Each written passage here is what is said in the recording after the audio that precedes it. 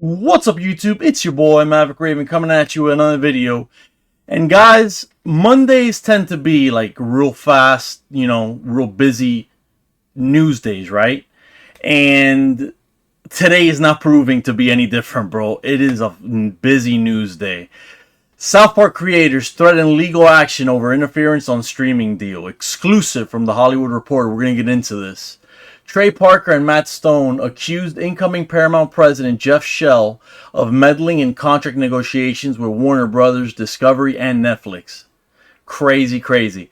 If you guys have been keeping track of it, the South Park streaming stuff has been nothing but a mess. It's been back and forth between HBO Max and Paramount, and now supposedly South Park is going to be on Paramount Plus, which I'm not happy about, to be honest with you, because of the app, the way it works. Because I like Max better. But dude, crazy stuff. It says as Paramount's lucrative licensing deal for South Park expires, allowing the show to be shopped, a new legal battle is brewing.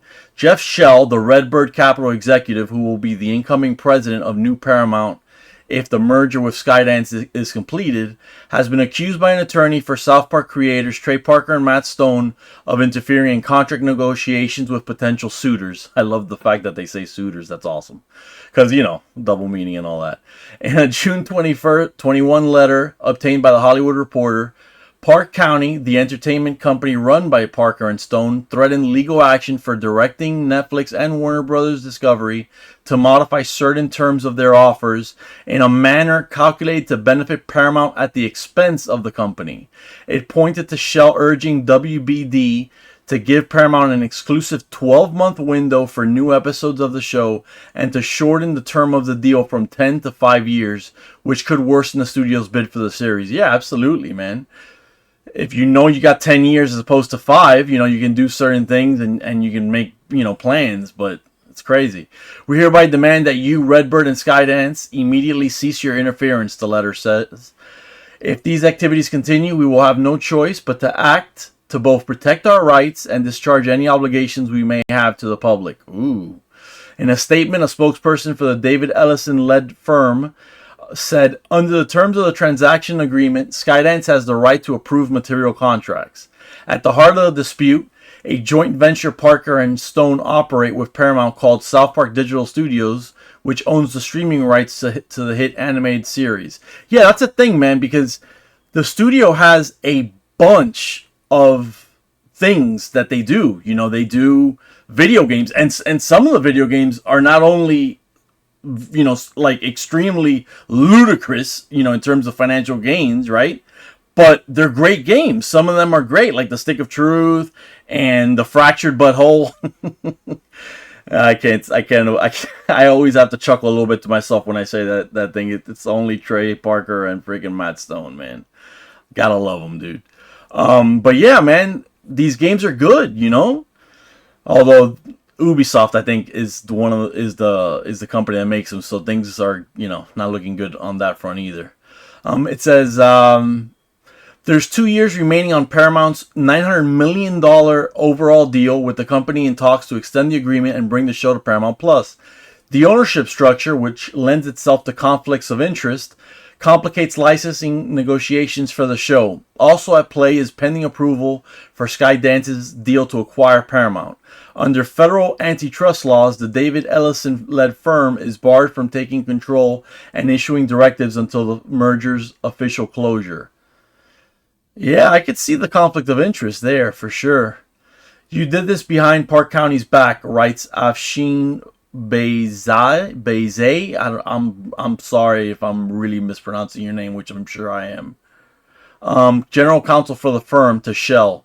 That self-dealing would have been absolutely restricted if it were done by Paramount itself.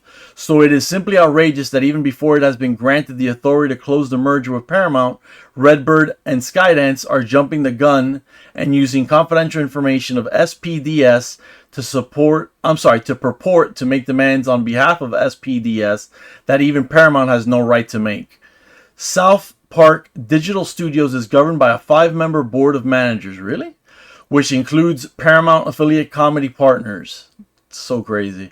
Though it has limited rights to act on behalf of the joint venture.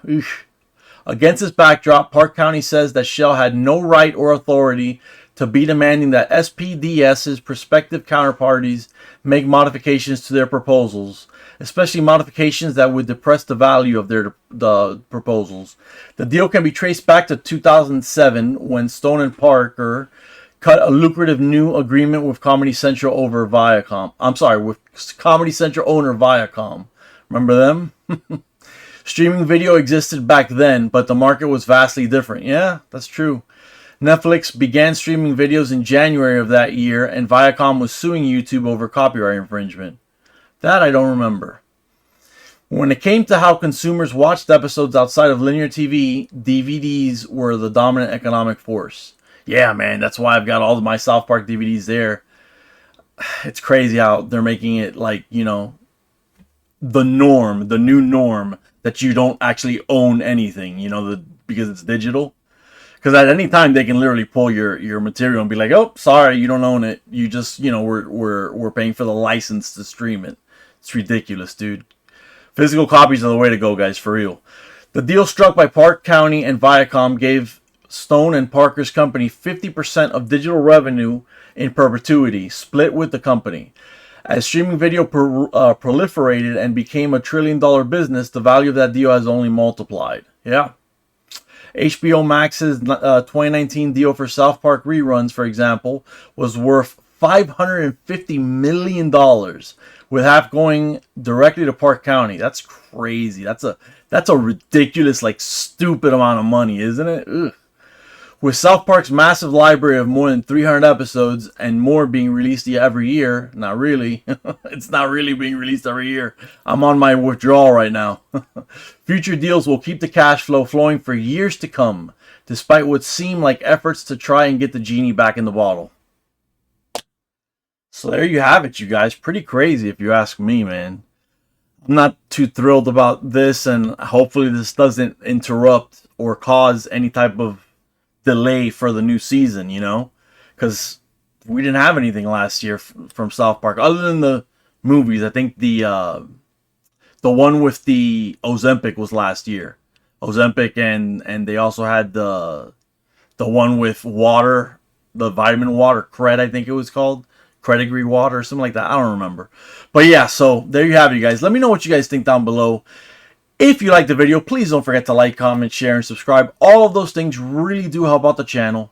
Plus, we would love to have you be the newest member of the flock. The flock is for life.